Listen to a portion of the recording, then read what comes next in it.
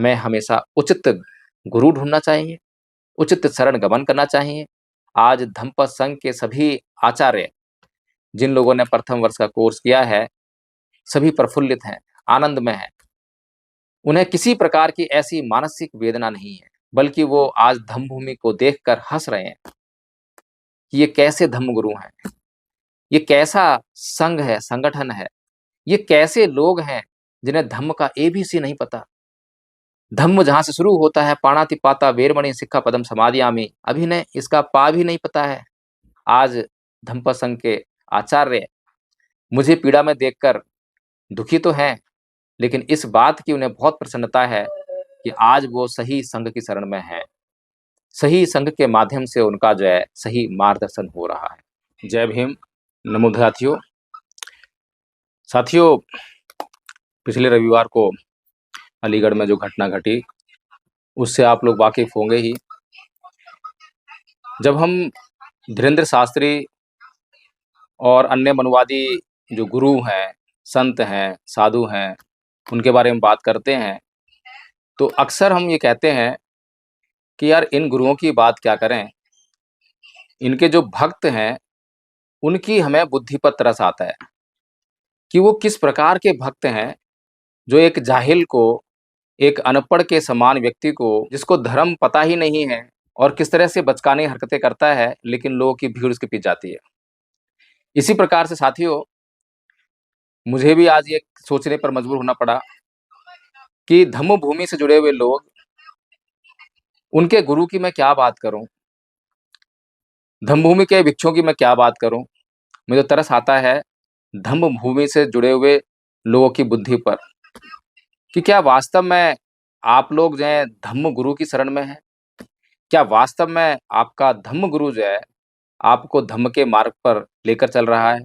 साथियों, आपको लगता होगा कि ये जो अलीगढ़ में हमला हुआ और इसमें धम्म भूमि के जो लोग शामिल थे, उनसे आपका कोई वास्ता नहीं है, कोई नाता नहीं है। वो उनका काम था, उन्होंने अपराध किया है। लेकिन साथियों, मैं आपको बता दूं कि भगवान बुद्ध ने कहा है, बुद्ध पादो दुलभो लोकस्मिन् मनुष्यता पटिलाभावो दुलभो दुलभा सद्धा संपत्ति पवजित भावो दुलभो सद्धम सवर्णं अति दुलभं, सद्धम सवर्णं अति दुलभं। बहुत महत्वपूर्ण बात है और मैंने कई बार बताने का प्रयास भी किया है, लेकिन सभी लोगों तक जो है पहुंच नहीं है, इसलिए सभी लोग समझ नहीं पाते हैं। इसका मतलब ये है कि बुद्धों का इस लोक में उत्पन्न होना दुर्लभ है, फिर मनुष्य के रूप में जन्म लेना दुर्लभ है, उसके बाद श्रद्धा संपत्ति का उत्पन्न होना, आपके भीतर श्रद्धा उत्पन्न होना। आप कहेंगे कि हम तो बहुत श्रद्धावान हैं, हमारे भीतर तो बहुत श्रद्धा है, बुद्ध के प्रति श्रद्धा है। आपकी ये श्रद्धा श्रद्धा नहीं है, आपकी ये श्रद्धा अंधश्रद्धा है और मैं इसके बारे में कई बार चर्चा कर चुका हूं। श्रद्धा उत्पन्न होती है विश्वास से। जब तक आपको किसी बात पर विश्वास ही ना हो, तो श्रद्धा कैसे उत्पन्न हो सकती है? और विश्वास बिना संदेह किए उत्पन्न नहीं हो सकता। जब तक आप किसी व्यक्ति, किसी विचार पर संदेह की दृष्टि न लाएं, तब तक आप उस विचार, उस व्यक्ति की जांच करने के लिए अग्रसर नहीं होंगे। और जब तक आप किसी विचार, किसी व्यक्ति की जांच के लिए अग्रसर नहीं होंगे, तो उसका कोई परिणाम ही नहीं आने वाला है। तो आपका विश्वास कहाँ? आपका विश्वास तो पहले से ही स्थापित कोई व्यक्ति जिसको आपने अपना मान लिया है, कोई विचार जिसको आपने अपना लिया है, उस पर आपका विश्वास आ गया है, उस पर आपने विश्वास कर लिया है, ये आपका विश्वास है। तो आप खुद सोचिए कि वास्तव में क्या ये विश्वास है? क्या ये अंधविश्वास नहीं है? यही फर्क जो है बौद्धों में और अबौद्धों में होना चाहिए। लेकिन तरस आता है मुझे उन लोगों की बुद्धि पर जो धम्म गुरु का मतलब केवल चीवर, बुद्ध की प्रतिमा और बौद्ध भिक्षु का होना, भंते होना, इन्हीं बातों से जो है लोगों ने लगा लिया है, धम्म गुरु का मतलब ही नहीं समझे। तो इसीलिए साथियों, ये श्रद्धा संपत्ति है, तब तक आपके भीतर उत्पन्न नहीं हो सकती जब तक कि आप अपने भीतर किसी के प्रति विश्वास लेकर ना आए। और विश्वास संदेह करके, जांच करके जो परिणाम आते हैं उसके ऊपर आता है। आपके मानने से नहीं आता है कि इस व्यक्ति ने जो बात कही मैंने मान ली कि हाँ सही है, इस व्यक्ति ने जो बात कही बहुत अच्छे लफ्जों में कही है, बहुत सुंदर ढंग से कही है, ये बहुत अच्छी बात है। इस तरह से विश्वास नहीं बनता है। फिर जब आपके भीतर किसी व्यक्ति, किसी विचार के प्रति विश्वास जागृत होता है, तो यहीं से आपके भीतर जो है श्रद्धा उत्पन्न होती है, और ये श्रद्धा बहुत महत्वपूर्ण है। इसीलिए यहाँ बुद्ध ने जो है ये कहा है कि श्रद्धा का उत्पन्न होना दुर्लभ है। नहीं तो हिंदू भी कह देंगे कि हमारे भीतर भी बहुत श्रद्धा है, अगाढ़ श्रद्धा है। इस्लाम को मानने वाले भी कह देंगे अल्लाह के प्रति बहुत श्रद्धा है। तो क्या उनको श्रद्धा मान ले? नहीं मान सकते, क्योंकि जो पैरामीटर है, जो मापदंड है, उस पर खरे नहीं उतरते हैं। पवज्जित भावो दुलभो, यानी कि गृह त्याग करना, घर से निकलकर बाहर जाकर अपना जीवन यापन शुरू करना, ये बहुत मुश्किल है, दुर्लभ है। इसके बाद क्या कहा है कि सद्धम्म श्रवणं अति दुर्लभम, कि सद्धम्म का सुनना अति दुर्लभ है। केवल यहाँ पर अति लगा है, यानी कि जो पहले जो बातें हुई, बुद्धों का उत्पन्न होना दुर्लभ कहा गया, मनुष्य का उत्पन्न होना दुर्लभ कहा गया, श्रद्धा का उत्पन्न होना दुर्लभ कहा गया, पवित्र भाव का होना दुर्लभ कहा गया, लेकिन सद्धम्म का सुनना जो है अति दुर्लभ क्यों कहा गया है? मैंने भी बहुत सोचा, लेकिन बाद में समझ में आया, क्योंकि जो सद्धम्म को सुन लेता है उसके जो है जन्म जन्म के दुख जो मिटने हैं, यानी कि उनको मिटाने का जो मार्ग है, उसको वो मालूम पड़ जाता है। फिर वो उस मार्ग पर आरूढ़ हो जाता है। फिर जब तक उसको निर्वाण प्राप्त ना हो, उस मार्ग से विचलित नहीं होता। इसलिए सद्धम्म श्रवणं अति दुर्लभम बहुत महत्वपूर्ण है। लेकिन धम्म भूमि के लोगों को इस ज्ञान से क्या लेना देना? धम्म भूमि के लोगों को बड़ी बड़ी बातें पसंद है। कोई बड़ा बुद्ध विहार, मैं सुन रहा था एक वीडियो में, भंते जी कह रहे थे, अब तो मुझे भंते जी कहते हुए शर्म आती है, बहुत लज्जा सी महसूस होती है। कह रहे थे कि अलीगढ़ से 10 किलोमीटर दूर जो है कोई भूमि ली है। नॉर्थ इंडिया में कोई ऐसा स्थान नहीं है जिस पर हम गर्व कर सकें, वो स्थान हमें बनाना है। ये बौद्ध भिक्षु का काम होता है, स्थान बनाना। इसीलिए एक बौद्ध भिक्षु बनता है। साथियों, आप लोगों को क्योंकि वो जो बात थी वो बहुत पसंद आई, उस बात में धम्म था, इसकी जानकारी आपने नहीं ली, क्योंकि वही बात कि संदेह करो। जानकारी लेने के लिए तो संदेह करना पड़ेगा, और संदेह आप कैसे करेंगे? पहले से ही आंखें बंद हो चुकी हैं, पहले ही विश्वास आ चुका है कि भंते करुणाशील राहुल महानतम भंते हैं। इसीलिए आप जांच करने के लिए अग्रसर नहीं होते हैं। जब मेरा भी ये पर्दा हटा, तब मैं संदेह शुरू किया, और जब जांच हुई तब मेरी आंखें खुली। इसीलिए मैं ये अभियान आप लोगों के बीच में लेकर आया हूं। अभी मुझे कुछ लोग गालियां दे रहे हैं, कुछ लोग हैं, सारे नहीं हैं। और जो ये हमला हमारे ऊपर हुआ, ये बहुत गंभीर हमला था, जानलेवा हमला, जान लेने के इरादे से किया गया हमला। क्योंकि जो लोग धम्मभूमि की तरफ से इस मीटिंग में आए थे, वे अपने साथ क्या लेकर आए थे वो आपने देख लिया होगा। झंडे लेकर आए, और झंडों में मोटे मोटे डंडे लेकर आए। पंचशील का पहला ही नियम है पाणातिपाता वेरमणि सिक्खा पदं समादियामि, पहला ही नियम। फिर आपके ऊपर कोई ऐसी आपदा आई थी जिससे कि आपको डंडे का इस्तेमाल करना जरूरी था, तो पहले से प्लानिंग कर कर आए थे कि हमें इसका इस्तेमाल कहाँ करना है, किस पे करना है। केवल तीन लोगों पर हमला किया गया, एक मुझ पर, दूसरा आदरणीय नीलम बौद्ध जी पर, और तीसरा शीला आंटी पर, जिनकी भूमि का विवाद जो है करुणाशील राहुल से चल रहा है। इसके अलावा साथियों, सबसे महत्वपूर्ण बात कि ये जानलेवा हमला कैसे था, जान लेने का इरादा कैसे था, क्यों था।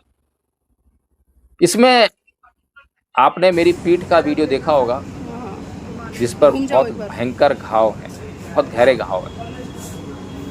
और वो घाव जो है किससे मारे गए? लोहे के पंच से। जो लोहे का पंच होता है, अब एक आदमी के पास था या 2 आदमी के पास था, ये मुझे नहीं पता। लेकिन जैसे ही ये जो मेरे चोट दिखाई दे रही है आपको, ये वाली जो है, जैसे ही मुझे एक पंच यहाँ पर लगा, तो मुझे आभास हो गया, क्योंकि उस मीटिंग में जब धम्मभूमि के लोग शामिल हुए थे, तभी मुझे आभास हो गया था उस व्यक्ति को देखकर, जिसने पहले एक वीडियो बनाकर बहुत गंदी-गंदी गालियाँ दी थी, अपशब्द कहे थे और धमकियाँ दी थी जान से मारने की। सुन भाई भीम प्रकाश, जिस जलालत पर और जिस नीचता पर तू उतर आया है ना, आज नहीं तो कल उसका हिसाब हो जाएगा। लेकिन मैं तुझे बता रहा हूँ, कुछ नहीं होगा तुझसे। उसको देखकर मुझे आभास हो गया था कि यहाँ पर कुछ अनहोनी होने वाली है, लेकिन क्या करते? मैंने लोगों को आगाह करने का प्रयास किया, मैंने उनको वो वीडियो दिखाने का प्रयास किया, मैंने उनसे आग्रह करने का प्रयास किया कि यहाँ पर हम जो है शांति से मीटिंग कर रहे हैं, इसलिए किसी भी गुंडा तत्व को यहाँ पर बर्दाश्त नहीं करना चाहिए। लेकिन साथियों, वो मेरा वीडियो नहीं चलने दिया गया। हमारी इस मीटिंग में कोई भी जो है सारे शरीफ आदमी है ना, कोई लड़ाई झगड़े वाला आदमी तो नहीं है। चलो चलो चलो अच्छा सुनो सुनो, आप साइलेंट हो जाओ, थोड़ा फुल साइलेंट।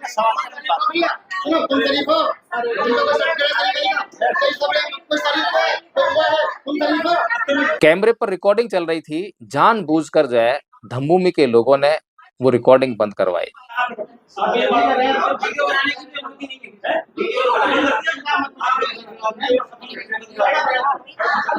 इरादतन पहले से ही इरादा लेकर आए थे। तो साथियों, इस मीटिंग में वो नुकीला पदार्थ किस लिए लेकर आए थे? मान लीजिए कि आपकी भावनाएं आहत हुई, आपकी मान लेते हैं कि हिंदुओं की तरह आपकी भावनाएं हैं, ये भी मान लेते हैं, और आपका जो है हत्या का इरादा नहीं था, तो वो जो डंडे थे काफी नहीं थे, आपके हाथ पैर काफी नहीं थे, ये सब भी तो काफी था, लेकिन वो नुकीला हथियार क्यों लेकर आए? नुकीला हथियार का केवल एक ही प्रयोजन कि इस व्यक्ति की आज हत्या करनी है। और हत्या क्यों करनी है?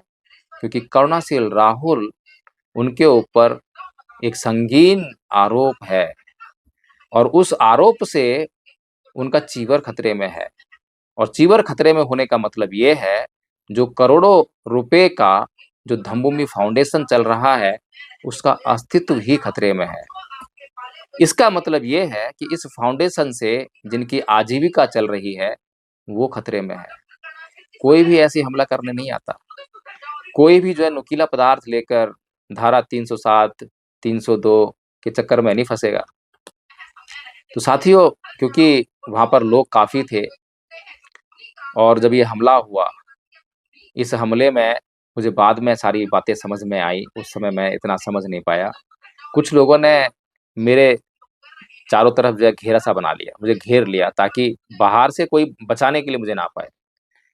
और उधर से जो है 3 लोग जो हैं, मास्टर खेमेंद्र, जिनको आप बुद्धालंकार के नाम से जानते हैं और आपके हर एक मंच पर आपको नज़र आते होंगे धम्मभूमि के, और भंते करुणाशील के राइट हैंड। अगर धम्मभूमि में भंते करुणाशील के बाद किसी को लोग जानते हैं, तो वो मास्टर बुद्धालंकार जी को जानते हैं। धम्म बनाया को नहीं, धम्म बनाया तो अभी 8-9 साल से आई। उसके बाद मास्टर सुशील गौतम और मास्टर बुद्धालंकार का भाई सील सागर। नाम तो सील सागर है, लेकिन जब सील सागर नाम सुनेंगे तो आपको ऐसा लगेगा कि सीलों का सागर है, लेकिन उस व्यक्ति के भीतर सील की एक बूंद मिल जाए तो भी बहुत गनीमत आपको करनी चाहिए, माननी चाहिए। इन 3 लोगों ने जो है उस घेरे के भीतर मेरे ऊपर ताबड़तोड़ हमला किया, और जैसे ही मुझे ये पंच यहाँ पर सर पे लगा, मैं समझ गया कि नुकीला हथियार लाया गया है, मेरी जान लेने का प्रयास है। इसीलिए मैं तुरंत जो है झुक गया, अपने हाथों से अपने सर को बचाया और सारा हमला जो है अपनी पीठ पर झेला। साथियों, लगभग 1 मिनट तक ये हमला मेरे पर हुआ होगा। साथियों, जैसे ही लोगों को ये आभास हुआ, लोग टूट के पड़े, क्योंकि 3 लोगों पर हमला था। 3 लोगों पर, क्योंकि पहले से ही उस मीटिंग की हर पल की जानकारी जो है, वहाँ से एक व्यक्ति, वकील साहब ललित गौतम जी, उनके आव-भाव से हमें जानकारी मिल रही है, और उनकी जब कॉल डिटेल्स और व्हाट्सएप चैट खंगाली जाएँगी, तो निश्चित तौर पर उनके द्वारा जो सूचनाएँ वहाँ पर दी गई हैं, निकल कर आएँगी।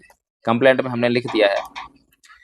उसके बाद जो है लोगों ने जब बचाया, आदरणीय आचार्य नीलम बौद्ध जी की तरफ भी ध्यान था, शीला आंटी जी की तरफ भी ध्यान था, फिर मेरी तरफ ध्यान आया, तो उन्होंने जब छुड़ाया, उन लोगों को उठाया तो मेरी जान जो है बच गई। फिर इसके बाद ये लोग भागे वहां से, ये तीनों लोग जो है फिर नजर नहीं आए। बाकी लोग जो है झंडा डंडा लेके अपना खड़े थे और शोर मचा रहे थे, हल्ला मचा रहे थे। इतने ढीठ लोग हैं, इतने बेशरम लोग हैं कि इनको अंदाजा नहीं था कि ये क्या कर रहे हैं। और मुझे इन पर दया आ रही थी कि इन्हें पता ही नहीं है कि धम्म क्या है। इन्हें पता ही नहीं है कि धम्म को आज कितना इन्होंने मलिन कर दिया है। जिस धम्म का नाम लेते हैं, जिस धम्म का आचरण करने का ये प्रयास करते हैं, जिसको अपना धम्म गुरु मानते हैं, आज तो उन्होंने सब कुछ खत्म कर दिया है। इसीलिए मैं बाहर देखने गया कि लोग जो है क्या कर रहे हैं, किस तरह से शोर मचा रहे हैं, कहीं कोई और झगड़ा तो नहीं हो रहा। और मेरे चेहरे पर जो है भयंकर पीड़ा के बाद भी मुस्कान थी उन लोगों के लिए, उन लोगों के लिए दया और करुणा का भाव रखते हुए। कारण ये था क्योंकि धम्म में जब हम कल्याण की बात करते हैं तो कल्याण का मतलब ये नहीं है कि उनको और मुझे मारने की ताकत मिले। कल्याण का मतलब ये होता है कि इसको सद्बुद्धि मिले। इसके चित्त में बहुत भयंकर विकार है, इसके भीतर बहुत क्रोध है, इसके भीतर बहुत हिंसा है, द्वेष है, घृणा है। इससे इसको मुक्ति मिले। अगर इसको इससे मुक्ति नहीं मिलेगी, जितने भी व्यक्ति थे वहां पर जिनके भीतर ये सब विकार भर भर के भरे हुए थे, मुक्ति नहीं मिलने वाली है।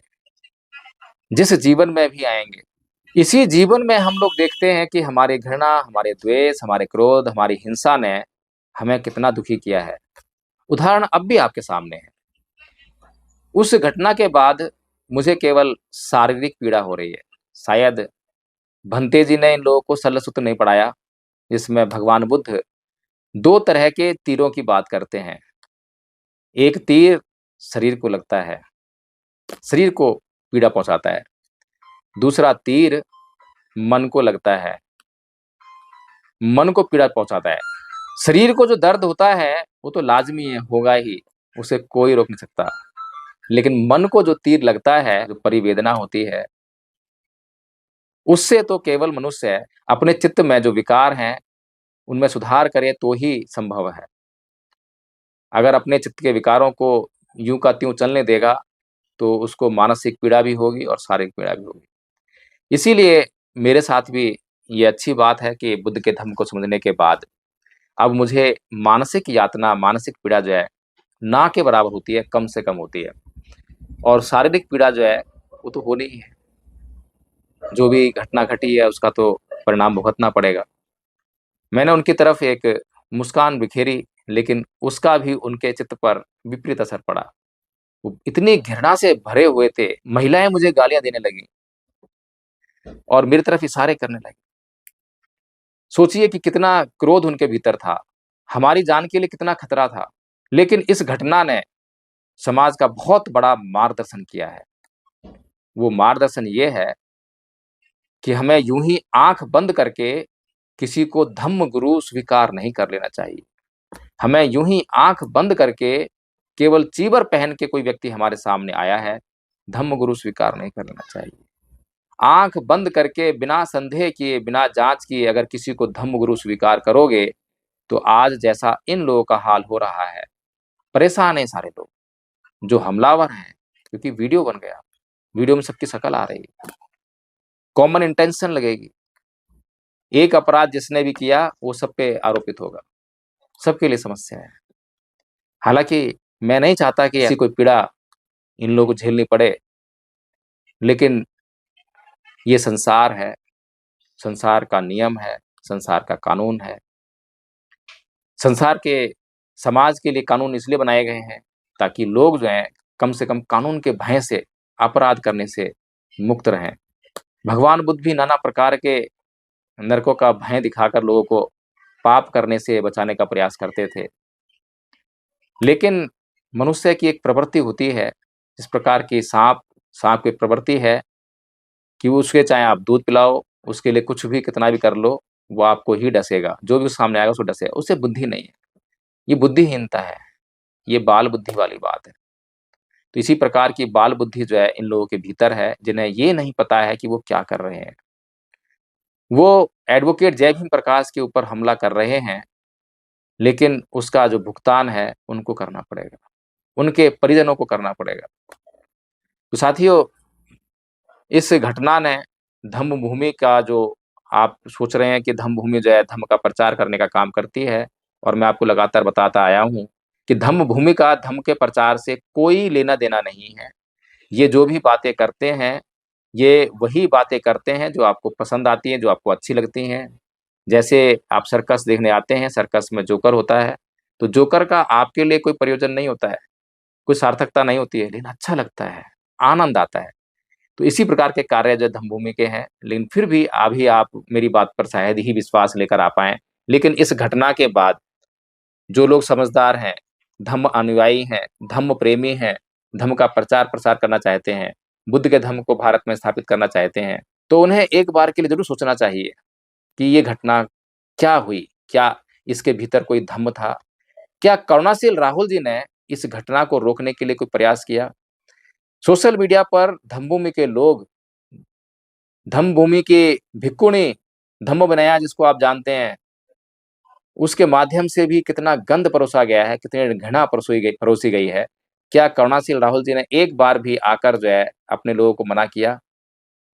लेकिन इस मीटिंग में आदरणीय आचार्य नीलम बौद्ध जी थोड़ी देर के लिए अशांत हो गईं, जब उन्होंने इन लोगों के कटु वचन सुने। तो मैंने उनके पास जाकर जो है कहा, क्या बात है? हाँ? क्या बात है? अरे मुझसे बदतमीजी से बोल रहे हैं। You are losing your patience. Why are you losing your patience? चिल्ला क्यों रही हो? क्यों चिल्ला रही हो? बस ये मैंने शब्द इस्तेमाल किए कि आप चिल्ला क्यों रही हैं। उनको मैं शांत करके फिर अपनी जगह पर बैठा, क्योंकि मेरा फर्ज है, जो धम्मपद संघ की शरण में आया है, हर एक व्यक्ति की रक्षा करना मेरा फर्ज है, मेरा कर्तव्य है। ये शरण में आना खाली शरण में आने मात्र से रक्षा नहीं होती है। उस शरण में जाना, क्योंकि हम बुद्ध की शरण जाते हैं, धम्म की शरण जाते हैं, संघ की शरण जाते हैं, और तीनों में गुण विद्यमान है। अगर तीनों में गुण विद्यमान ना हो, तो ये तीनों जो है आपकी कोई किसी प्रकार की रक्षा नहीं कर सकते हैं। बुद्ध आपकी रक्षा करते हैं, बुद्धत्व के भीतर जो गुण समाहित है, जो आचरण आपने बुद्ध के भीतर देखा, अपने आचरण से आपको प्रेरित करते हैं। धम्म जो उन्होंने मार्ग खोजा, जिस पर चलकर आप अपने चित्त के विकारों से मुक्त हो सकते हैं, आपका कल्याण होगा, आपकी रक्षा होगी। संघ जो बुद्ध के बताए हुए उस मार्ग को लगातार उससे अपना कल्याण करता है और समाज का भी कल्याण करने का प्रयास करता है। इसीलिए आदरणीय साथियों, हमें हमेशा उचित गुरु ढूंढना चाहिए, उचित शरण गमन करना चाहिए। आज धम्मपद संघ के सभी आचार्य, जिन लोगों ने प्रथम वर्ष का कोर्स किया है, सभी प्रफुल्लित हैं, आनंद में हैं। उन्हें किसी प्रकार की ऐसी मानसिक वेदना नहीं है, बल्कि वो आज धम्मभूमि को देखकर हंस रहे हैं कि ये कैसे धम्मगुरु हैं, ये कैसा संघ है, संगठन है, ये कैसे लोग हैं जिन्हें धम्म का एबीसी नहीं पता। धम्म जहां से शुरू होता है, पाणातिपाता वेरमणि सिक्खापदम समादियामि, पाणातिपाता वेरमणि सिक्खापदम समादियामि, अभी ने इसका पा भी नहीं पता है। आज धम्मपद संघ के आचार्य मुझे पीड़ा में देखकर दुखी तो हैं, लेकिन इस बात की उन्हें बहुत प्रसन्नता है कि आज वो सही संघ की शरण में हैं। सही संघ के माध्यम से उनका जो है सही मार्गदर्शन हो रहा है। तो इसीलिए साथियों, आप लोगों को निर्णय करना है कि आप लोगों को ऐसे ही गुरु चुनने हैं, बिना जांच किए, बिना संदेह किए, केवल बड़ी-बड़ी बातें, बड़े-बड़े कामों का प्रलोभन, और फिर उसके माध्यम से जो है अभी तक आज 18 तारीख हो गई है, लेकिन अभी तक जो है एफआईआर दर्ज नहीं हुई है। सोचिए, एसएचओ साहब से आज भी मिलकर आया मैंने उनसे पूछा कि एफआईआर दर्ज हो गई क्या? मना किया कि नहीं हुई है। अच्छा, कोई बात नहीं। क्यों नहीं हो रही है? तो बोलते हैं कि दूसरी तरफ से भी कंप्लेंट आई है। अब बताइए, दूसरी तरफ से भी कंप्लेंट आई है, तो मैंने उनसे कहा तो आप उस पर जो है एफआईआर दर्ज कीजिए। अगर कोई भी कंप्लेंट कॉग्निजेबल ऑफेंस को रिवील करती है, तो पुलिस की ये ड्यूटी है, पुलिस का कर्तव्य है कि तुरंत पहले तो एफआईआर दर्ज करे, क्योंकि आईओ को, इन्वेस्टिगेशन ऑफिसर को, बिना प्राथमिकी दर्ज किए इन्वेस्टिगेशन करने की पावर नहीं मिलती है। और आज हमारी उस घटना को 16 तारीख घटना है, आज 18 तारीख हो गई है। 18 तारीख चली गई है, अभी भी कह रहे हैं कि पता नहीं कब होगी। तो सोचिए कि इन्वेस्टिगेशन क्या होगी। इतना संगीन जुर्म, इतना भयंकर हमला, जिसमें कि तुरंत ही उस नुकीले पदार्थ को जब्त किया जाना चाहिए था, क्योंकि वेपन भी तो चाहिए होगा। प्रूफ कैसे करोगे? लाठियां, डंडे, ये भी तो आपको जो है कब्जे में लेने थे, लेकिन कुछ भी नहीं है। जो वहां प्रत्यक्षदर्शी थे, गवाह थे, उनके बयान लेने थे आपको। बयान कब लेंगे? जब एफआईआर दर्ज हो जाएगी। लेकिन आप एफआईआर दर्ज क्यों नहीं कर रहे हैं? क्योंकि दूसरी तरफ से भी कंप्लेंट आ गई। ये कोई बात है कि दूसरी तरफ से भी कंप्लेंट आ गई इसलिए आप जो है एफआईआर दर्ज ना करें? मैंने उनसे कहा कि अगर उनकी तरफ से कंप्लेंट आई है और कॉन्फ्रेंस रिवील कर रही है, तो उनकी भी एफआईआर दर्ज कीजिए। इसमें समस्या क्या है? हम तो आपको मना नहीं कर रहे हैं कि हमारे खिलाफ मत कीजिए।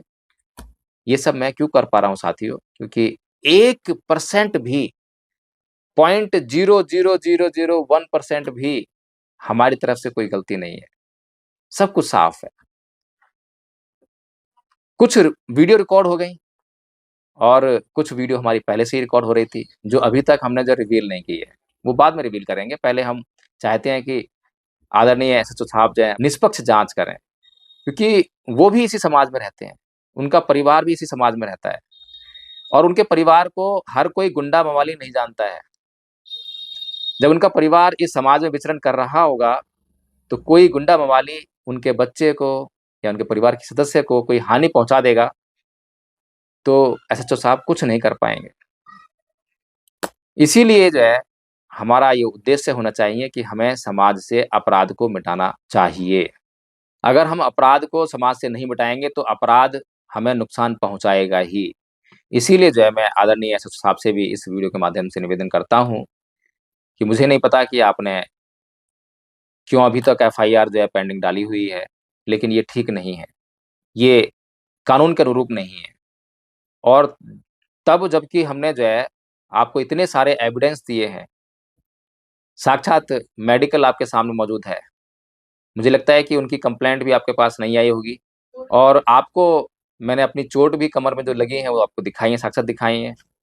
पता नहीं आपका दिल कैसा है, मुझे पता नहीं है आपके दिल में दर्द है या नहीं है, दया है या नहीं है, करुणा है या नहीं है। लेकिन अगर मैं आपकी जगह होता तो अब तक बहुत सख्त कार्रवाई कर चुका होता, क्योंकि मेरे भीतर जो है विक्टिम्स के लिए बहुत दर्द है।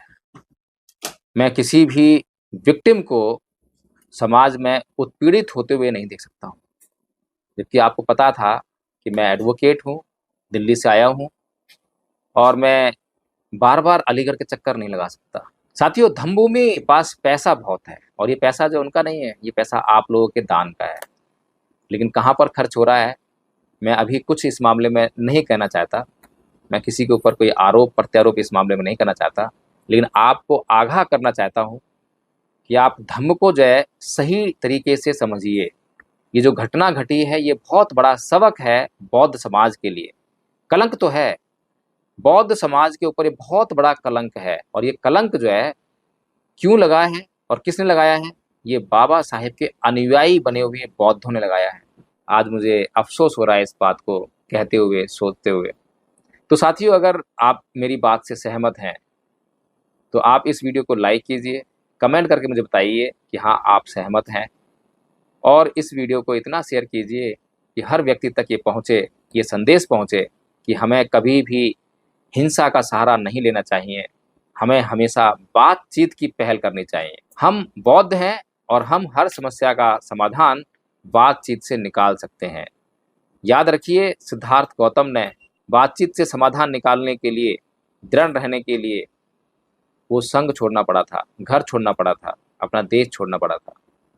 तो साथियों, न्याय की बात कीजिए, सच्चाई की बात कीजिए, ईमानदारी की बात कीजिए। अफवाहों, भ्रम और बेईमानी से डरिए, बचिए। लोग बहुत झूठ बोल रहे हैं, बहुत झूठ फैला रहे हैं, तो आप उसकी भी समीक्षा कीजिए। मैं आपको ये नहीं कह रहा हूँ कि वो झूठ है या सच है, आप खुद निर्णय लीजिए। मैं तो अपने लिए बोलूँगा ही कि हाँ, ये झूठ है, लेकिन आप खुद निर्णय लीजिए। जय भीम, नमो साथियों।